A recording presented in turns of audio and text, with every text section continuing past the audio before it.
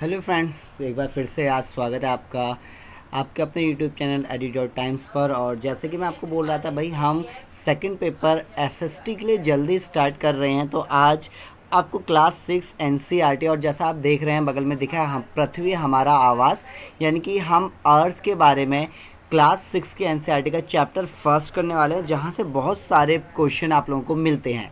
और तो ये आप यहाँ पर देख सकते हैं, पहला पृथ्वी, सौरमंडल। तो यहाँ से आप मैं आपको टू द पॉइंट यानी कि मेन मुद्दे की बात करते हैं। सबसे पहले तो देख लेना कि पूर्ण चंद्रमा वाली रात को पूर्णिमा कहा जाता है, ये पॉइंट ध्यान रख लेना, ठीक है। इसके 15 दिन के बाद आप चंद्रमा नहीं देख सकते, इसे नए चंद्रमा की रात्रि यानी कि अमावस्या कहा जाता है। तो ये नया चंद्रमा क्या है? तो नया चंद्रमा मतलब कि ये है न्यू मून, ठीक है। तो ये याद रखते हुए चलना कि फुल मून क्या है और न्यू मून क्या है, ठीक। ये पॉइंट हम यहाँ पर देख लेते हैं, इंग्लिश में भी देखते हुए चलते हैं ताकि आप लोगों को कोई प्रॉब्लम ना हो। तो देखिए, फुल मून जब चंद्रमा पूरा होता है पूर्णिमा, और न्यू मून जब अमावस्या होती है, यानी कि जब क्या होता है, अमावस्या होती है, चंद्रमा दिखाई नहीं देता है, ठीक है। अब एक पॉइंट ये एग्जाम में पूछा जाता है कि खगोलीय पिंड क्या होते हैं। तो याद रखो, सूर्य, चंद्रमा या वो सभी वस्तुएं जो रात के समय आसमान में चमकती हैं खगोलीय पिंड होती हैं। थोड़ा सा ज़्यादा अच्छे से डिफाइन कर लेते हैं हम। तो यहाँ पर मैं आपको बता देता हूँ कि खगोलीय पिंड क्या होता है। तो इसको इंग्लिश में बोलते हैं कैलेस्टियल्स बॉडी, यानी कि यहाँ पर दिया गया है कि all object shining in the sky at the night, यानी कि रात को जो भी चीज़ें चमकती है, कोई ग्रह है, कोई चंद्रमा है, कोई तारा है, वो सब खगोलीय पिंड कहलाते हैं। और जिन खगोलीय पिंड का अपना खुद का प्रकाश होता है वो क्या कहे जाते हैं? वो कहे जाते हैं तारा, ठीक। क्लियर। एक एनसीईआरटी की पहली बुक में बहुत ज़्यादा फैक्ट है, इसलिए आज केवल इसकी वीडियो में बता रहा हूँ। जिन खगोलीय पिंडों को तारा कहा जाता है, जिनका क्या होता है, जो बहुत बड़ी मात्रा में प्रकाश उत्सर्जित करते हैं। सूर्य भी एक तारा है। तो आप लोगों को पता ही है कि पृथ्वी का सबसे पास का तारा तो वो कौन सा है? सूर्य हमें मिलता है। अब आप लोगों के लिए कमेंट का एक क्वेश्चन, उम्मीद है आप लोग जानते होंगे। आप लोग मुझे बताएंगे कि हमारे सौर मंडल का सबसे पास का तारा, ये आपका कमेंट का क्वेश्चन। आप कमेंट करके जल्दी से बताइए कौन सा है वो हमारे सौरमंडल का सबसे पास का तारा। और अब मैं आगे चलता हूँ। ये आया हुआ प्रश्न है, CTET का आया हुआ प्रश्न। क्या प्रश्न था? यही कि जो ध्रुव तारा है वो कौन सी दिशा को निर्देशित करता है। तो ध्रुव तारा कौन सी दिशा को निर्देशित करता है? उत्तर दिशा को। याद रखना ये पॉइंट। अगला ये पॉइंट हम देखते हैं, ये क्वेश्चन भी इम्पोर्टेंट है, यहाँ से नोट करते हुए चलिए। रात के समय आसमान की ओर देखते समय आप तारों का, ये देखो इसको मैं अंडरलाइन करता हूँ, तारों का समूह दिखाई देता है, और उन समूह के द्वारा जो आकृतियाँ बनती हैं उन्हें नक्षत्र मंडल कहा जाता है। आया हुआ प्रश्न एक बार फिर से, और एग्ज़ाम में पूछा गया है कि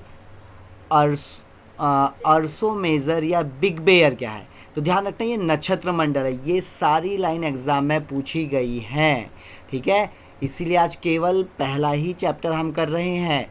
ये सारी लाइन एग्ज़ाम में पूछी गई हैं आपसे। कॉन्स्टिलेशंस क्या होते हैं, ठीक। तो क्या है ये? Different type of groups of stars is called constellations.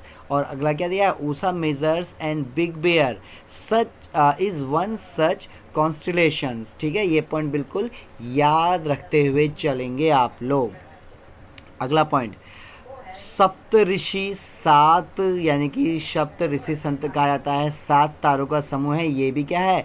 नक्षत्र मंडल का ही एक भाग है। किसका? अर्सा मेजर का। ये पूरा का पूरा पैराग्राफ इंपॉर्टेंट है, बार बार क्वेश्चन यहाँ से पूछे जाते हैं और हम गड़बड़ कर देते हैं, ठीक।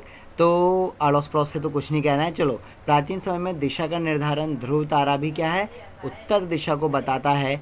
आया हुआ प्रश्न फिर से बता रहा हूँ आपको, ये हम यहाँ पर देख लेते हैं, ठीक। और सप्तऋषि और ध्रुव तारा ये उत्तर दिशा में ही होते हैं, जैसा कि आप यहाँ पर देख सकते हैं।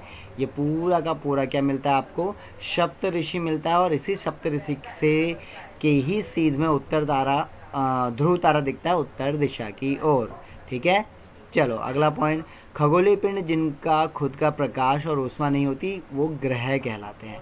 ये पॉइंट फिर से याद रखो, ग्रह कहलाते हैं। और ग्रह क्या करते हैं, ग्रह की एक खासियत रख लेना कि ग्रह तारों का चक्कर लगाते हैं। ग्रह क्या करते हैं, तारों का चक्कर लगाते हैं। और ये एक और important point, Brihaspati, Shani, Uranus, ठीक है, यानी कि अरुण के चारों ओर छल्ले पाए जाते थे। एग्जाम में क्वेश्चन पूछता है कि किस ग्रह में छल्ले पाए जाते हैं या नहीं, तो एनसीईआरटी बिल्कुल ठीक है हमारी, ठीक है, क्योंकि सीटेट का पेपर है, एनसीईआरटी के अकॉर्डिंग आएगा। तो इसीलिए बृहस्पति, शनि, यूरेनस ये तीन ध्यान रखो, ठीक है, यहाँ पर छल्ले हमें मिल जाते हैं। ठीक, ग्रह कहलाते हैं। ग्रह प्लैनेट ग्रीक भाषा का शब्द, ये अक्सर पूछ लेता है।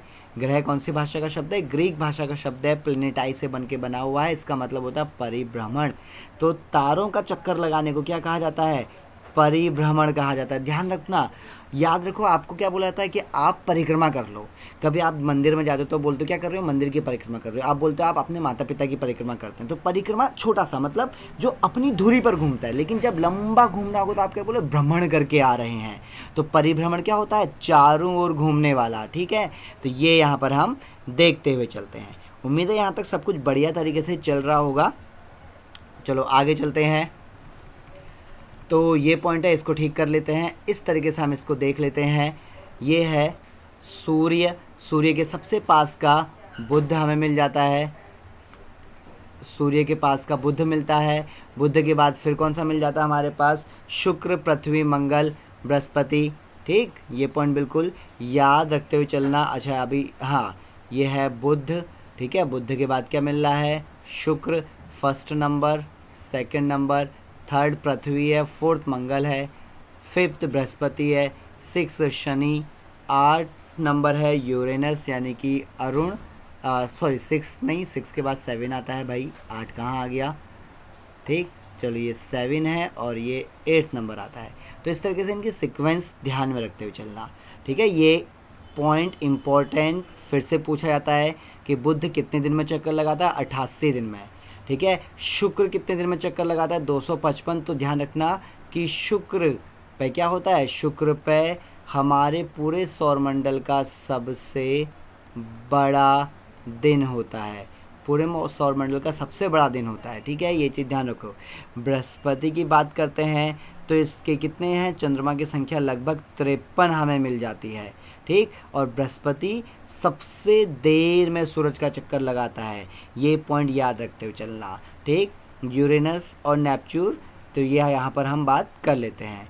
ठीक है, हाँ, सूर्य के चारों परिक्रमा 11 साल में लगाता है, और ये सूर्य के चारों परिक्रमा 164 साल में, नहीं सबसे देर में नहीं है यहाँ पर, सॉरी, मैं आपको कुछ बताना चाहूँगा। ये घूर्णन काल बता रहा था मैं कि सबसे लंबा दिन बृहस्पति पर हमें मिलता है। ठीक, एक और पॉइंट, आंतरिक ग्रह सूर्य के नज़दीक है, चट्टानों के बने हैं, तो इसीलिए इनको क्या कहा जाता है, इसीलिए इनको कहा जाता है टेरेस्ट्रियल यानी कि पार्थिव ग्रह। इन्हें क्या कहा जाता है, पार्थिव ग्रह। और बाह्य ग्रह सूर्य से दूर होते हैं, आकार में बड़े गैस के बने होते हैं, इसीलिए इनको कहा जाता है गैसीय ग्रह। ठीक, ध्यान रखना। और बहुत सारे फैक्ट हैं, उसको हम फिर बात करेंगे, फिर डिस्कशन करेंगे। फ़िलहाल इसको हम सीधा कर लेते हैं एनसीईआरटी को।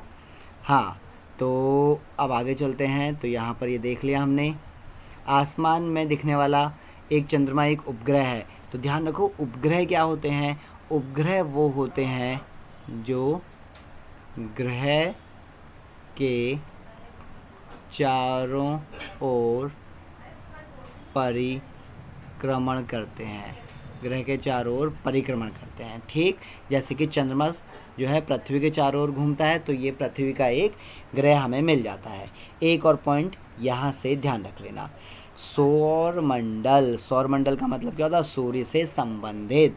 ठीक है, सूर्य के प्रकाश और ऊष्मा प्राप्त करते हैं। सौरमंडल में 8 ग्रह हैं, याद रखते हुए चलना, एग्ज़ाम में पूछ लेता है आप लोगों से।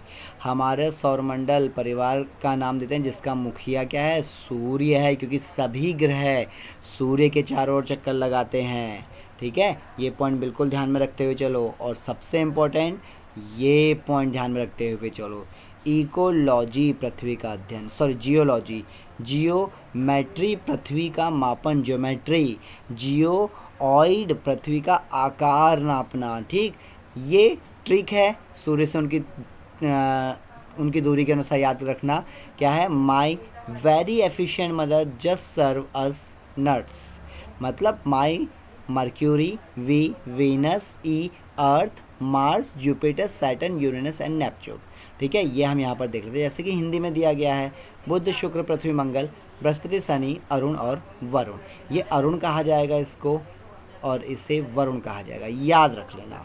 ठीक, चलो, तो इस तरीके से हम यहाँ पर देखते हैं। अब आगे देखते हैं, ये देखो, ये इम्पोर्टेंट पॉइंट कि सौरमंडल जो सूर्य के चारों ओर चक्कर लगाते हैं वो दीर्घ वृत्ताकार रास्ते में चक्कर लगाते हैं, जिनको कक्षा कहा जाता है।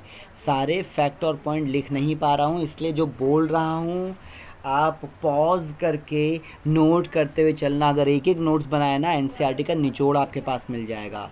ठीक है, अगला पॉइंट, बुध इम्पोर्टेंट है, फिर से पूछा गया है। बुध सूर्य का सबसे नज़दीक का ग्रह है और केवल 88 दिन में सूर्य का चक्कर पूरा लगा लेता है। अगला एक और पॉइंट फिर से पूछा जाता है, ये पृथ्वी शुक्र का जुड़वां ग्रह माना जाता है, क्योंकि इसका आकार आकृति लगभग पृथ्वी के ही समान है। ठीक, अगला, प्लूटो को ग्रह माना जाता था, लेकिन अगस्त 2006 के बाद प्लूटो को ग्रह मानना क्या कर दिया, प्लूटो को ग्रह मानना मना कर दिया। ठीक, क्लियर यहाँ तक का पॉइंट। ये अगस्त का टाइम हमें मिल जाता है जब प्लूटो को ग्रह मानने से मना कर दिया गया, और अब प्लूटो क्या है, एक बौना ग्रह कहता है। ठीक है, ये पॉइंट बिल्कुल याद रखते चलो।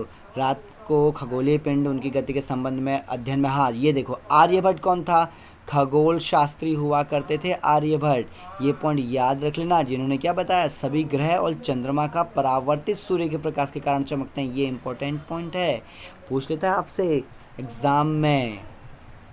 अगला पॉइंट, प्रकाश की गति, फिर से एक और पॉइंट पूछा गया है कि प्रकाश की गति कितनी है, तो 3 लाख किलोमीटर प्रति सेकंड मिलती है। इसको इस तरीके से भी लिखते हैं, 3 × 10⁸ मीटर पर सेकंड भी कहा जा सकता है इसको। ठीक है, ये चीज़ बिल्कुल याद रखते चलो। अगला पॉइंट क्या बताया, अगला पॉइंट बताया कि सूर्य का प्रकाश पृथ्वी तक पहुंचने में 8 मिनट का समय लगता है।